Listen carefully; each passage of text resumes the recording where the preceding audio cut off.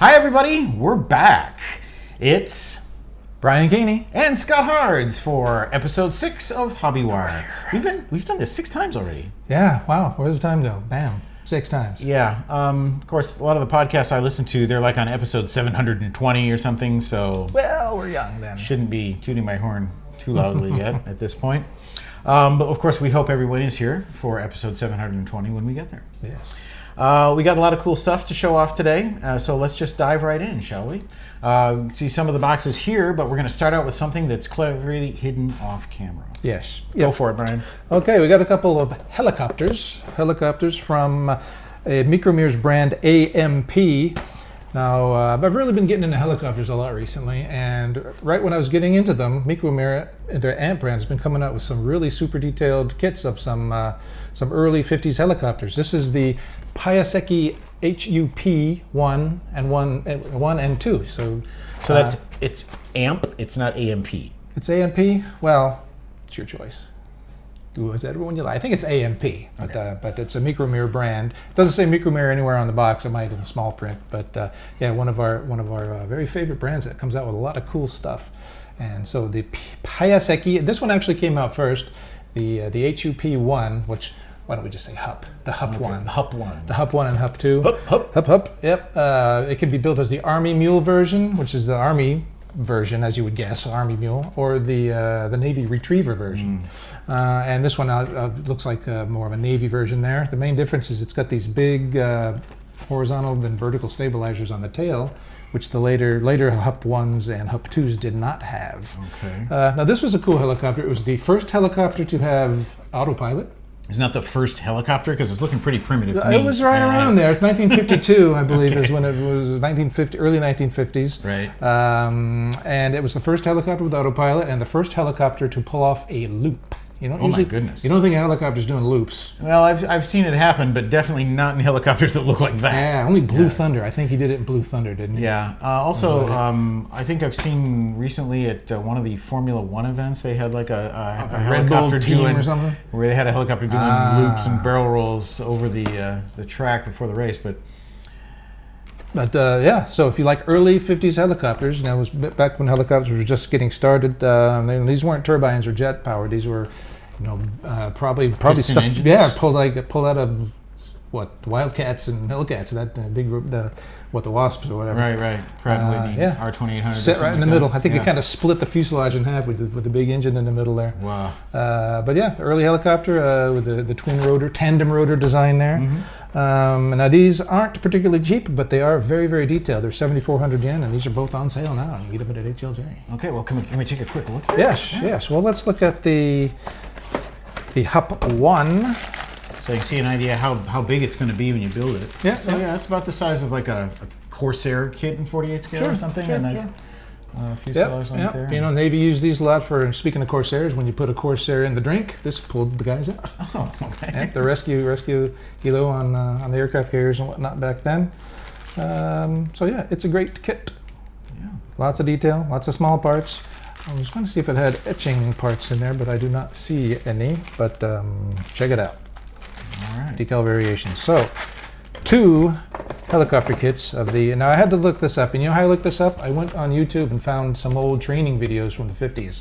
How to say training videos. From the 50s. Piasecki. Because is it Piasecki? Piasecki? How do you pronounce that? So yeah. So you turn it on, it's got all the orchestral music, and now we will discuss how to change the rotor hub on the Piasecki HUP 1. So YouTube, very helpful. Thank you very much. So. Piaseckis. Alrighty. All right. What you got?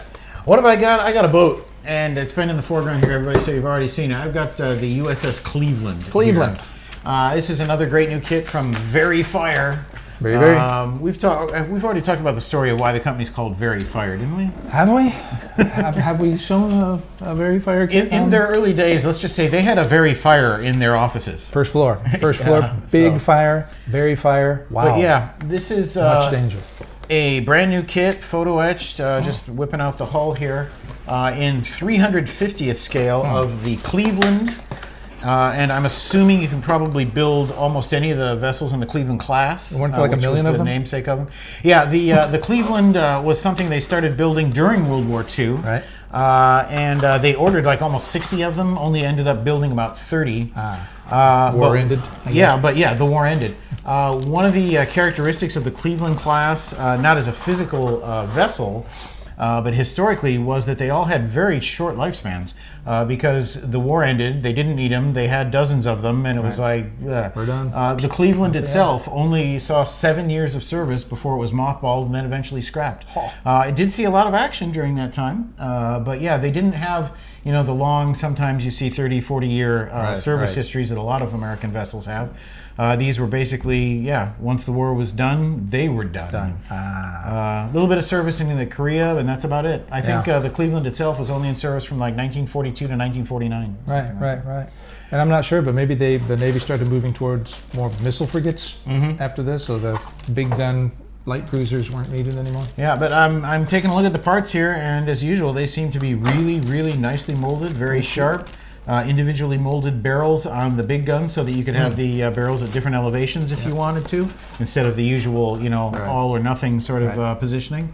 Nicely detailed crane parts. So yeah, this looks like anybody who's going to do a basic ship kit or even wants to dress it up, this looks like a fine base to work from. It does. And the photo etch parts seem to have a lot of the railings and stuff on there that really make a model kit stand out. Yep, sure does. Antennas and whatnot. What do you call those things? The arrays that are on top of them? Yes. So let's see. The box art is kind of dull because they've painted the gray ship into sort of a gray sea battle background. The Cleveland itself was actually involved in quite a bit of action. Took hits from some shore batteries off of the Philippines when it was in action there. Saw service around Okinawa. Placed out of commission on 1947, it says, and scrapped in 1960. Wow, so it sat around for a while before it got scrapped. Sat around for a while before she got scrapped. So the Cleveland, this looks like absolutely a great kit. Not one of the more, spectacular vessel classes or historically super exciting vessel classes. But it's nice to see a little bit more minor type of vessel type being offered in the 350th scale. Absolutely, and Very Fire keeps coming out with all kinds of, I wouldn't say esoteric exactly, but... let's put this in there so won't forget. That's true. But yeah, Very Fire is coming out with all kinds of cool boats. Alrighty. As we say. Scooch that out of the way as you move into your next offering. All right, next up, tank. A tank. We have a tank here. Where'd my tank go? Oh, here it is. It's right in front of me. It's hiding. Yep. There you go. Yes. It is from another excellent kit from our great partner, Takom. And this is the M60A1. Now, interesting thing, I grew up my whole life thinking the M60 series was officially called the Patton tank, M60 Patton. Yeah, that's what I thought it was. Actually, no, it was never officially called Patton. It ended with the M48. The M48s and M46, M47 before that were officially Pattons. But this one never was officially Patton, although everybody calls it Patton, as we are right here. So it'd be kind of a Patton 2, sort of, if it was. I wonder. But everyone considers it to be part of the Patton family, but apparently the government never actually stuck that name on there. But it's definitely an M60A1. Now, this is sort of a variation on an earlier Takom kit. They did the M60A1, the U.S. Marines version that had the ERA explosive reactive armor on it. Now, this is the prior to that one. This is the one with no reactive armor, as you can plainly see right there. And it also has the big... I think this is an infrared and a regular visible light searchlight on there for helping with the targeting. Now, the M60 series was a development of the M48 series. Had a different hull layout and different turret, obviously. It was developed in the late 50s, and this is like the Cold War tank that soldiered on from the late 50s through the 60s and 70s, and I think it finally ended its American service with the first Gulf War. Oh, really? You historians can correct me out there, but and I think they were retired from U.S. service 1995 or 1996. So being replaced by the M1. The M1, yes. The M1 came online, and these were like secondary tanks, and then finally just handed it all over to the M1 for the US. Now, it's still soldiering on. I think Egypt is one of the biggest users around the world still right now, so you can still find plenty of M60s around the world. They're all upgraded to the A3 now. Let's take a look. Do they offer markings for maybe non-American units? That is a good question. Well, no, these two are American, although based in Germany. This one is, I think might be an Iranian one here. Cool thing about this, I think it's cool anyway, is for those of you who don't like link tracks or link and length tracks, find them a little fiddly, this has got your good old belt style. Super time saver tracks. Exactly, yeah, and for tanks like modern tanks like the M60 series, the Leopard series, I think belt tracks are just fine because you don't really have that sag like you do on the dead tracks. These are live tracks. But we have no choice here. That's all it provides. That's all you get. That's all you get there. Yep. Clear parts. We got lots of clear parts again for the searchlight and all that. The barrel's nice. It's molded in one piece, so you'll have you'll have some slight parting lines to deal with. The bore evacuator is molded in two parts, so you'll have to glue that on and do some sanding. The matlet cover is here in plastic parts, so you get a good look at that. And you get your road wheels and all your other stuff. Well, let's see. I'm going to have a look. Etching parts for the turret basket, the bustle basket there. And I'm seeing a bunch of U.S. Army markings on here. I'm going to go ahead and... No, it's not damaging it. Just pulling it out, as they say, just to let you know what kind of markings were. Wow, this is small. You got your reading glasses on? Oh, that's some fine print there. That's U.S. Army. This is U.S. Army. This is U.S. Army. And... U.S. Army. U.S. Army. And Okay. U.S. Army. All right. So 5 U.S. Army schemes. ones, but in various locations. One was Korea, I think. A couple in Germany. Doing the whole Cold War thing. So yeah, the M60A1. I wonder if we're going to see an A3 at some point, which has a slightly different turret and some other details that are different with it. But yeah, I'm really happy with this. This has really changed my whole attitude about jumping into a kit like this if it's not going to be. Although that said, the Tacom link and length tracks are also a breeze to build. But this is, if you like the Cold War and you like U.S. Armor, here's your M60A1 right here. We can go ahead and call it a Patton, although the government didn't. Okay. So cool tank. Well, now that you've brought up Tacom link and length tracks. Yes. Ta-da! We'll just move right into the next Tacom offering that we have for you here today. This is the second, if correct me if I'm wrong, in the Blitz. New Blitz series of kits. Blitz? I've actually built the Jagdtiger. This might be the fourth in the Blitz. Oh, it is? There's two Jagdtigers and the Panzer III, and now there was a Panzer III. Okay, got it, yeah. So fourth one, I stand corrected. In the Blitz line of more economical, fewer parts, easier to build series kits. And having built the Jagdtiger in this series, I'm a big fan, and I would love to dive into this, although I have another project going at the moment that would prevent this. But yeah, I've always been a fan of the Sturmgeschütz 3, and we have a new kit now of the StuG 3 in the Blitz line. And as I mentioned when I was bringing it up, it does have the linked and length tracks, and we can take a look at what those look like on the runner right in here. You can see. We'll get a nice close-up shot for this that you're probably looking at right now of the linked and length tracks. But what we do have here is no guesswork involved to see what the length tracks are going to look like, because one of our staff has got this kit going, and we were able to borrow it from him to show off what he's got going so far.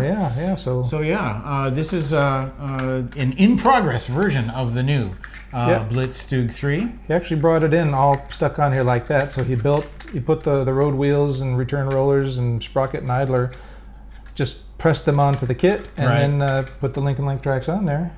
So that's going to make for easy painting. Yeah, because then you can paint this all up pretty easy please and put it on. Boy, this almost looks like you could have just done even just the tracks and left off like the return rollers and the road wheels. Absolutely. If you're really uptight about making sure that every square inch of your tracks is painted some dark color. Right. As we were talking before the show, some of the best modelers in Japan who create some of these award-winning, brilliant models I've seen are really, really just carefree about how they paint tracks. Build the whole thing. Usually do it after assembly. Some folks like to get really, really serious and make sure that everything is perfect. But given the way road wheels and tracks start looking on a tank that's had any use, I'm kind of more definitely in the former camp myself. Plus, when I look at my age and the number of kits in my closet, and I start dividing that by how many hours I can spend on each kit, I think I'm more in the the casual camp on that. But this will make it easy regardless of which way you want to go with. Absolutely, absolutely. Yeah, you can see he's got left the hull roof off there, and you can see how there's no detail on the inside, but it's you can see how the gun is mounted. But what the details you're going to see look great. It doesn't look like they've compromised at all on things like hinges and non-slip surfaces on the fenders, and all of that looks really, really nice. So it's a beautiful StuG 3. Yeah, and it's also interesting to see a 35th scale kit fitting into such a compact little box. Right. Well, since it's not a big vehicle to begin with, here it is. So definitely highly recommended. The early production StuG 3 Ausf.G, probably causing some cringing among our friends out there who know how to pronounce a G with the German pronunciation. Is it gay? I think it's gay. What's the joke for AMG? Anyway, yeah. I couldn't tell you. Tell you later. Somebody put it in the comments, please. How we're supposed to pronounce G in German. But yeah, absolutely highly recommended. Another great little offering from Tacom. They're really firing on all cylinders these days. Absolutely. Yep. Tacom. We love them. Okay. What you got for us? Oh, well, I'm going to end my stuff, I think, with an aircraft. Okay. And it's a German aircraft here. And, well, it's one of those... it's not really a Luft 46 thing. I mean, this was actually planned. What we have here is from our partners Das Werk from Germany. And this is the German Junkers EF 126/127. 126 apparently being Elli, and the 127 being Walli. So we got Elli and Walli in one box.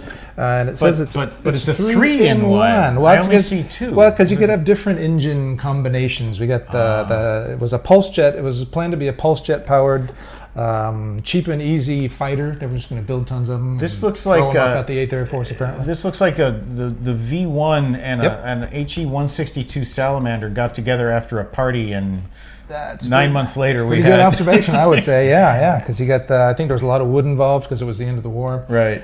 Germany was low on resources or whatever, and they were just developing the pulse jet type stuff. Well, just developing, probably not the right phrase, but they had pulse jets, I guess, and you can do a 2 pulse jet version, a 1 pulse jet version, and there's other ones with rockets only on there. Oh, really? These are rockets. Yeah, these are rockets. These are like takeoff assist rockets. No, I think they were like fly assist rockets. And I think there was a version with just the rockets. Apparently, again, you aircraft aficionados out there probably know more about that than me. Well, the ME-163 was almost literally was just a rocket. I mean, it pretty much. Well, there's your 3 versions right there. We got the one with just rockets, and the one with rockets and a single pulse jet, and one with rockets and 2 double pulse jets. So I would guess the rockets and 2 pulse jets being the most version would be the one that you would want to be flying in. So yeah, this just seems like an extension of the philosophy at the end of the war, which they were just trying to knock down U.S. bombers. We just need to get up to altitude and be able to make a pass or 2 at those planes, and then hopefully the pilot's going to be able to land. And if he can't, well, we've got more youth in the wings waiting to... Yeah, absolutely. It's got a lot of different... it's got Russian markings, because we were checking this out on Wikipedia before. It was never actually built by the Germans, but the Russians found the parts and put some together and crashed one with no engine, and then basically, I guess, flew one with an engine in it. And so you've got Russian markings here. It also comes with parts to make the little trolley.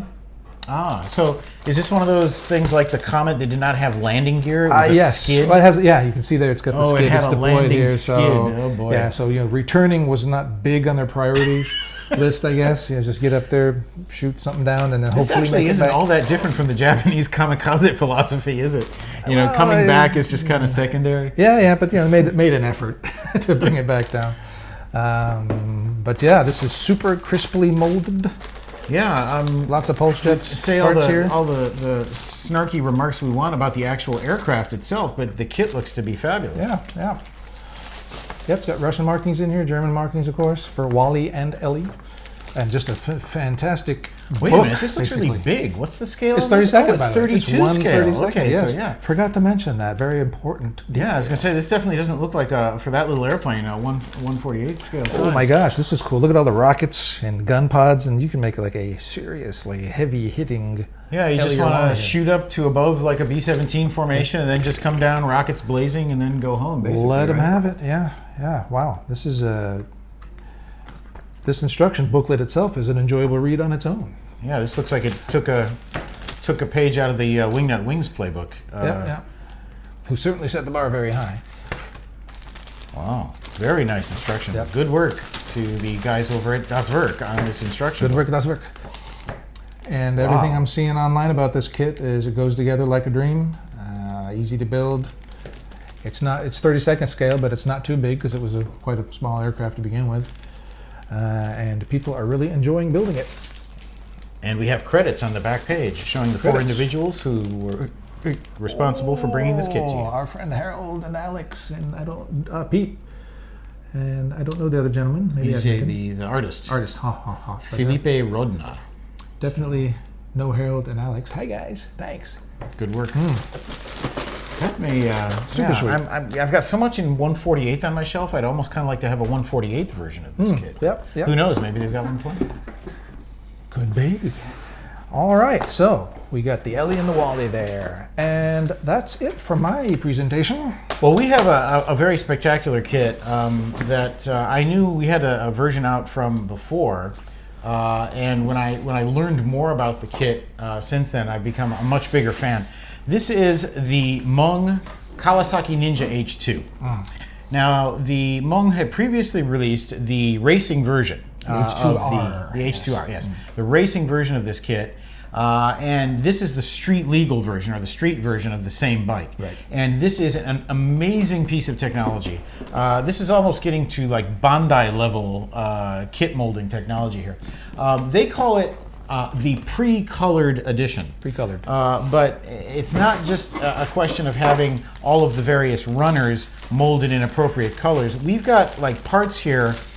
This is an amazing piece here where the parts appear to have been painted on the runner, or maybe plated. I don't know. I suppose if we if we scraped away with a knife, you could see if these, for example, these silver parts are black on the underside. But everything has been in effect colored or painted, and it looks amazing when it goes together because we have proof. Ta-da! Shocking. Now we do have to disclaimer: this is not this kit. This is the racing H2R. version. This is the first one that came out. This is the racing version of this kit, but this is snap fit and pre-colored, and it looks absolutely fantastic. It do. I was really, really impressed when I took a look at this. And if you wanted to just weather it up just a little bit, maybe a little bit of dirt on like or oil residue on the chain or the brake areas, would really make this thing look spectacular. But it already looks great, straight out of the box and assembled by Snap Fit. This is a remarkable piece of engineering on the part of Mung Model. What do the bike builders call it when they blew the?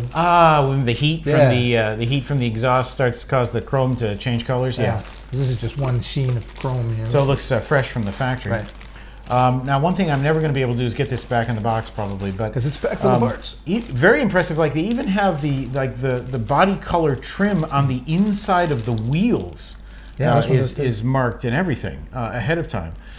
So if you're not in the mood for fiddling around with a lot of masking and crazy sub-assembly painting to get one of these to look really great, this would be the kit for you. I'm also tempted to go for it. As you can see here, it's also 9th scale, not 12th scale. Yeah. So it provides for a large size product when you're done with it. There's one big disadvantage, though, that we do have to tell you about this kit, I'm afraid, or we would be doing a disservice. It ain't cheap. Nope. Not cheap. In Japan, the MSRP on this thing is 19,000 yen, which is about $175 US or $180 US. Yes. Now, of course, street prices are going to be lower than that. Right. But yeah, you are going to kind of pay for the convenience of having a great looking kit that you didn't have to bother painting or gluing to get it to complete. But yeah, I'm super, super impressed that they were able to engineer a kit like this. And with all due respect to Mung, it makes me want to think, what if Bandai were to turn their attention to scale subjects? Can you imagine what with their technology they can do?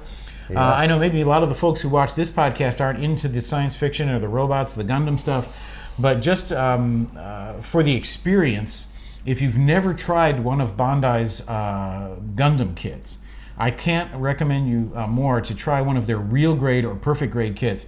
The engineering, the fit of the parts, the way everything just comes together into this magical, basically almost a toy more than a model when you're done with it, is absolutely remarkable and really shows you what the state of the art is in injection plastic technology. Right. But Mung is hot on there. Bandai's tail here, I think, with what they've showed off in this Kawasaki Ninja H2 kit. So absolutely, if your budget will afford it, absolutely highly recommendable kit of this Super beautiful bike from Mung. So there you have it. And I think that's going to do it for this edition of HobbyWire. As usual, Brian and I want to extend our best wishes for everyone's health. Absolutely. Again, the usual disclaimers about masks. Brian and I are also very careful about our health. We also monitor our temperature and everything regularly, so we're pretty sure that neither of us are positive. So we're Beaver doing this, bubble but- going. So yeah, so we would of course advise all of our friends out there, please keep your mask on, keep your distance when you're out in public, and keep any gatherings to a minimum, because the headlines just seem to be getting more depressing by the day. But we want to keep all of our friends out there who are watching this show for us to continue to have the health to do so. So Yes. let's be safe Stay home and build some models.